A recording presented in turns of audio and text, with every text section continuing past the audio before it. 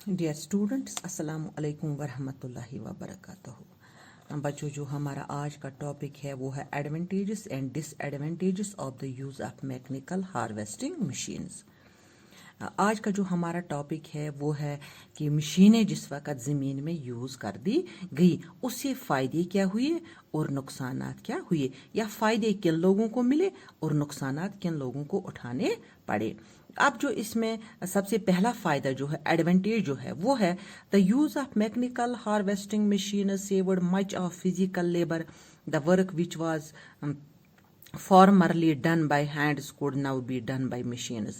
जो हम काम करते थे, जिस काम को हम करने के लिए मजदूरों को लगाते थे, फिजिकल लेबर लगाते थे, अब वही काम हम मशीनों से करते हैं।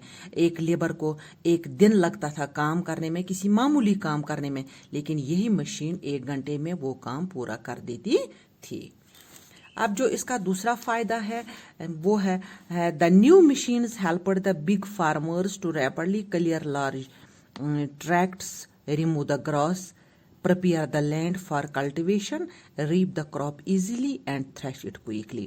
जो दूसरा फायदा था, फायदे जो इसके हो गए थ्रेशिंग मशीन के या हार्वेस्टिंग मशीन के, ये लैंड लॉर्ड्स को हो गए। दूसरा जो इनको बड़ा फायदा मिला वो इनको मिला कि इन्होंने ज़्यादा से ज़्यादा ज़मीन को क्लियर किया, ज़्यादा से ज़्यादा दरख्त काटे, ज़मीन अपने लिए इन्होंने प्लान की, रिमूव द ग्रास, कुछ घास जो ज़मीन पर फजूल थी उसको काटा, prepare the land for cultivation, इन्होंने बहुत सारी ज़मीन को तैयार किया कल्टिवेशन के लिए, फसलों के लिए। Reap the crop easily and thresh it quickly, आसानी से ये फसल लगा भी सकते थे और इनको काट भी सकते थे।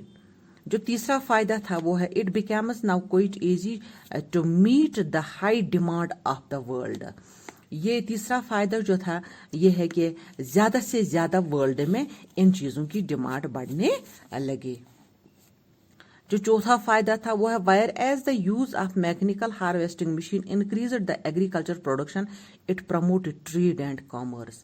जो हमने मशीनें इस्तेमाल की इस खेत में या इस ज़मीन में, या लैंडलॉर्डों ने जो मशीनें यूज़ की, उससे एग्रीकल्चर प्रोडक्शन ज़्यादा से ज़्यादा बन गई। It promoted trade and commerce, इससे इनका जो ट्रेड था, जो बिजनेस थी, जो इनकम थी, वो भी बढ़ गई। It brought about a period of plenty of prosperity, इनकी ज़िंदगी जो थी वो खुश से खुशहाल बन गई। अब जो इसके डिसएडवांटेजेस है, जो नुकसानात इसके हार्वेस्टिंग मशीन्स के जो नुकसानात थे वो गरीबों पर, it impacts on the poor, ये नुकसानात गरीबों पर हुए। For the poor labours the use of mechanical threshing machines brought misery in its wake.